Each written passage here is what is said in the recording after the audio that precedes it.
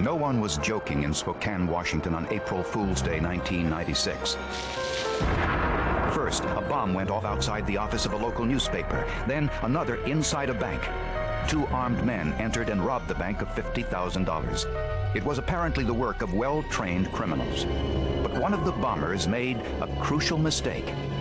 A simple pair of jeans he was wearing that day would later reveal him is the cultural and economic center of an area known as the Inland Northwest, which includes parts of Washington, Idaho, Montana, and Oregon.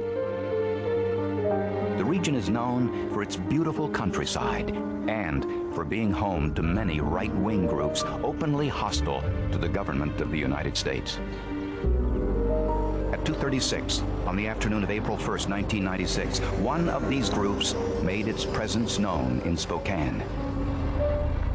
An employee at a branch office of the local newspaper, the Spokesman Review, noticed a bomb with a lighted fuse just outside the building's rear door. As he ran inside to call police, the bomb exploded, shredding doors, shattering windows, and filling the building with smoke. As employees fled the building, police rushed to the scene. They found extensive damage, but no one was injured. At 2:47, just 11 minutes after the Spokesman Review bombing, police got another call. There had been another explosion, this time inside a U.S. bank branch only 30 blocks away. Bank surveillance cameras showed two men entering the bank. Witnesses said a third man waited outside in a getaway van. The men inside the bank wore parkas and ski masks to hide their identities. They were heavily armed. At gunpoint, they ordered tellers to put money in bags.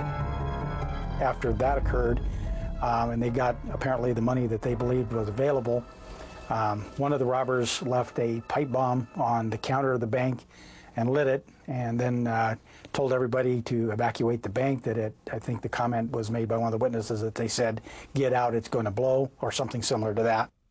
The bomb, seen in this surveillance shot, exploded. It tore through the building, shattering windows, counters, and doors. Again, amazingly, no one was hurt. If the teller had been standing there, she could have been killed or severely injured. And people inside the bank could have been severely injured from the shrapnel as it flew. Investigators were now connecting the two bombings. Since the blast came so close together, police were convinced the first bomb was a diversion designed to draw attention away from the bank robbery. It was clearly a well-planned and well-executed crime. These people... Violence to come. As bomb experts dug through the rubble, they found letters the bombers had purposely left behind. To experts on domestic terrorism, the letters spoke volumes. They contained symbols that identified the bombers as members of the Phineas priesthood. The priesthood's creed is an unusual combination of biblical prophecy and violence, a radical right-wing view of America combined with a strictly conservative interpretation of Scripture. The result, a fanatical hatred of government and the rationale for violence. They want to destroy America to save it. They don't believe in reforming America. They believe that the whole system is rotten and needs to be basically torn down so that we can start over again. David Neiwert studied the Phineas priesthood for his book, In God's Country. He says the group takes its name from an Old Testament story about a man named Phineas, who kills an interracial couple.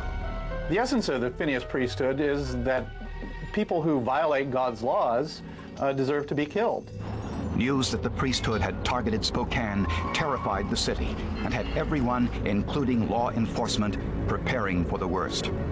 This was the most serious crime probably that's ever happened in Spokane, from a danger to the entire community. Obviously, you have serial murders and a lot of murder cases and so on, but this case had, people in fear. They were terrorized. Police now knew the name of the group, but not the names of the bombers. FBI analysts went over images from the bank surveillance cameras.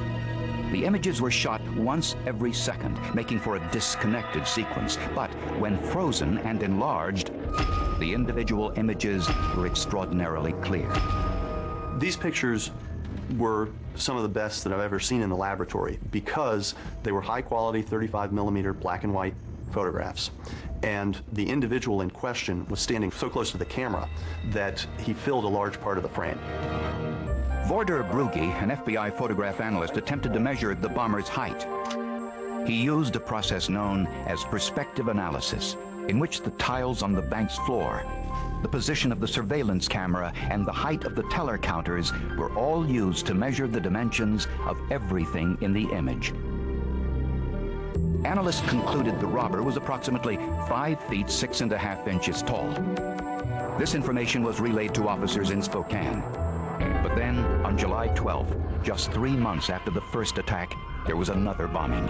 This time, the target was this Planned Parenthood clinic. Witnesses said they saw 2 men in ponchos throw a lighted pipe bomb in the clinic's front door before driving away.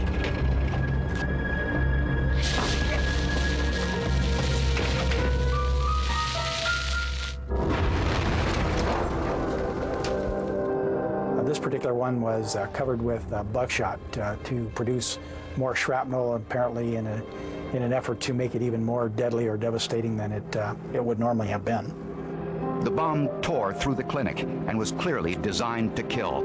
Only luck kept it from claiming lives. Nobody was hurt. It was unbelievable. There was nobody there. Had they been, they would have been hurt.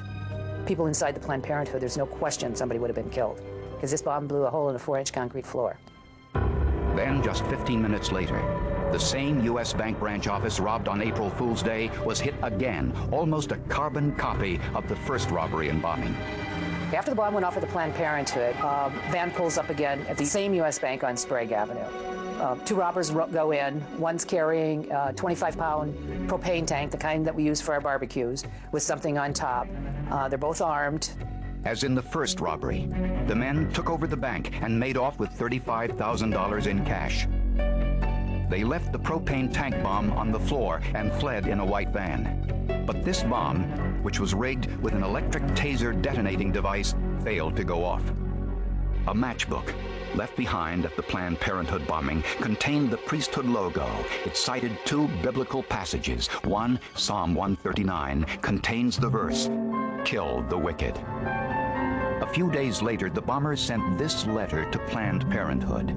It said, "Sorry we missed you on July 12th. We'll do better next time."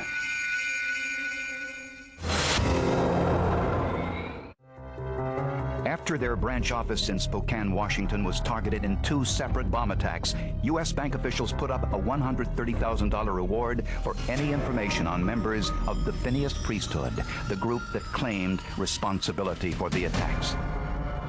Meanwhile, analysts examined the pipe bomb that nearly destroyed Spokane's Planned Parenthood clinic. That bomb caused unbelievable damage to the Planned Parenthood. The director of Planned Parenthood from New York came out and said this was the worst bombing that had ever happened of a Planned Parenthood clinic. The bomb was wrapped with buckshot.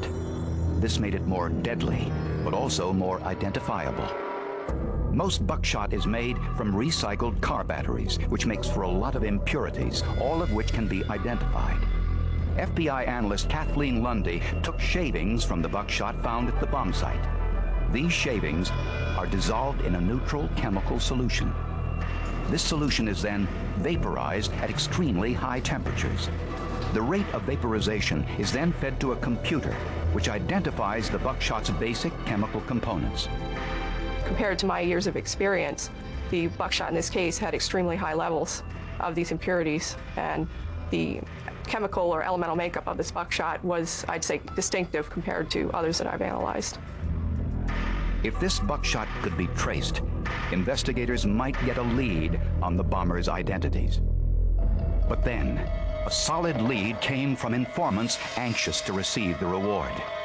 One of the people that the Phineas priests, or that this gang of people had tried to recruit into their gang, decided that he wanted that money and contacted authorities and pointed out the men to them. The informant identified 3 men, Vern J. Morrell, Robert Berry, and Charles Barbie, all living in Sandpoint, Idaho. The informant had one more piece of information. The trio was planning their next bank hit for October 8th. The target, a U.S. bank branch in Portland, Oregon. The FBI immediately began background checks and surveillance on the 3 men.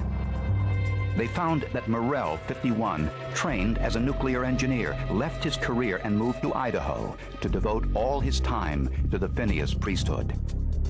Berry, 42, owned a struggling truck repair shop and spent most of his time and money on anti-government activities. Barbie, 44, had quit his job at AT&T years earlier. Investigators suspected he might be the bomber in this surveillance image. Records indicated Barbie was 5 feet 6 5/8 tall, fractions away from analyst estimate of the bomber's actual height. On October 8th, the men who were being watched by investigators using long-distance surveillance equipment loaded their vehicle with automatic rifles and grenade launchers and left for Portland. Investigators looked for conclusive evidence to tie them to the crimes. The buckshot found in Robert Berry's truck repair business was subjected to the same analysis as buckshot attached to the bomb that destroyed Spokane's Planned Parenthood clinic. Chemically, I couldn't tell the buckshot recovered from the bombing apart from the buckshot recovered from the business. They were chemically the same. But prosecutors wanted something even more conclusive. Was there a way to use the bank's surveillance images to clearly identify at least one of the robbers? Was it possible that these two images, which were particularly clear, were the suspect Charles Barbie? The robber was covered head to toe, but his blue jeans were clearly identifiable. Almost all blue jeans are made of white cotton that is then dyed blue. How that blue dye wears off, particularly on the seams, can be distinctive. A sort of hill and valley effect is created. High parts of the seam turn white, while the lower parts retain their color. The fit of the jeans and the posture of the person wearing them can create unique patterns, almost like a barcode that appears along these seams. FBI photograph analyst Richard Vorder-Brugge had an agent of Barbie's height wear the jeans taken from Charles Barbie's home. This man was photographed from the same distance and in the same position as the bank surveillance photo of the man thought to be Charles Barbie. It enables me to get them positioned in a way that most closely approximates what the bank robber's posture was. It also enables me to try and replicate the draping of the clothing as closely as possible. In a process called point-by-point analysis, the photos are broken down into sections, and each section is analyzed for distinctive features. Then, the two sets of photos, those showing the jeans worn by the bank robber and those taken from the suspect's home, are compared. The analysis showed more than 30 areas where the jeans were identical. Near the number 5, it is clear the actual seam of the jeans breaks and is folded over. This is clear in both sets of photos. At number 7, ridges can be seen extending above the hemline. But at the point where the seam meets the hemline, the jeans lose all their color and go completely white. This is also consistent in both photos. Finally, at the number 2, you can see wear lines shooting off to the left above the hemline. And at the hem, a sort of H pattern is created. It's an H with a broad right side and a thin left side. The same H pattern can be seen in jeans taken from Charles Barbie's home. In this case, because I was able to positively identify those pants, I could get on the stand and say, those pants were the ones worn by the bank robber. I can't tell you who the bank robber was. And so it's very strong circumstantial evidence. Barbie couldn't have known it, but the jeans he wore during the first bank robbery helped identify him and his fellow bombers. In March of 1997, the trio went on trial. Over 500 items were entered into evidence, but the proceedings resulted in a mistrial. It was later found that one of the jurors was sympathetic to the Phineas priesthood's anti-government beliefs. But at the second trial, 3 months later, the jury returned guilty verdicts, and Vern Morrell, Charles Barbie, and Robert Berry were given mandatory life terms. They claimed to the end that the trial was political, but investigators disagreed, and to prove it, they were able to present a well-worn pair of blue jeans, the same pair of blue jeans that were worn during the bank robbery. I thought the FBI lab did an excellent job by being able to come up and compare those to the photograph and identify them positively as the jeans the bank robber wore. And that's the only time I ever know it to have been done. It may have done some other case someplace, but I'm not aware of it. That was pretty amazing. They were basically robbers. They wanted the money. They're criminals. They didn't believe in our government, that's true. They didn't believe in abortion, and that's true. They didn't believe in banks, that's true. But they're common criminals. They did these to get money.